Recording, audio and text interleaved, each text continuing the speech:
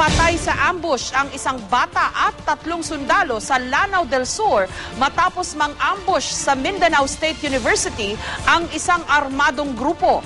Naka-full alert ngayon ang Marawi City habang suspendido ang klase sa naturang eskwelahan. May live report si Joseph Morong. Joseph? Jessica, hindi raw makakapekto sa usapang pangkapayapaan sa pagitan ng gobyerno at Moro Islamic Liberation Front yung nangyaring ambush sa loob mismo ng Mindanao State University sa Marawi Wednesday ng gabi.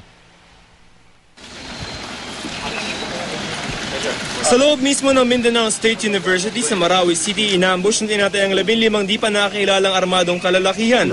Ang tropa ng 65th Infantry Battalion, Miyerkules ng gabi. 3 sundalo ang agad na namatay, 10 sundalo ang sugatan. Isang bata rin ang naipit sa putukan at namatay sa isa pang ambush sa may detachment malapit sa eskwelahan. Ayon kay Colonel Daniel Lucero, commander ng 103rd Brigade, may kinalaman daw sa voters registration ang nangyaring ambush. Pinagbandaan daw kasi ang mga estudyante ng ilang taga roon kung hindi sila magre-register sa COMELEC sa ilalim ng fake na mga pangalan. Dahil sa ambush, lockdown ng MSU Marawi. Inilagay na rin sa red alert ang buong Marawi City. Pagkatapos ng insidente, ginalugad ng mga otoridad ang bahay ni Marawi Mayor Fahad Salik. May nakapagsabing doon kasi tumakbo ang getaway car na lula ng mga suspect. Galit na galit si Salik. Wala siya roon at tanging caretaker lamang niya ang naiwan. Itinanggi rin niyang may kinalaman siya sa ambush. Sabi ni Autonomous Region for Muslim Mindanao o ARMM Governor Mujib Hataman, sindikato ng mga kriminal na nasa loob mismo ng MSU at tinitinang nasa likod ng ambush. Paniniguro niya, hindi raw ito makakapekto sa usapang pangkapayapaan ng gobyerno at Moro Islamic Liberation Front. Lang bumagsak yung yung registrations. So baka yung mga ilang sindikato, meron silang sinusuportahan.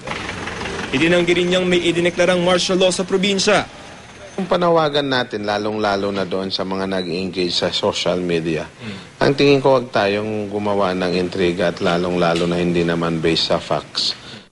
Jessica, ayon dito kay Governor Hataman ay nangako naman daw itong si Mayor Salik na makikipagtulungan sa mga otoridad para mahuli yung mga nasa likod ng ambush noong Miyerkules, Jessica. Okay, so Joseph, ano ba ito? Crime incident o election-related incident? Well, kasi maraming complexion no, yung issue. Number one, may mga sindikato talaga sa loob ng MSU at ito rin yung nasa likod noong supposedly ay yung harassment dun sa mga nagpaparegister before.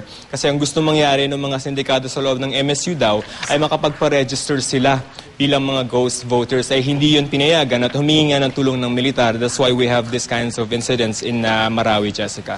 Okay, so as of now, kumusta daw ang sitwasyon doon, Joseph?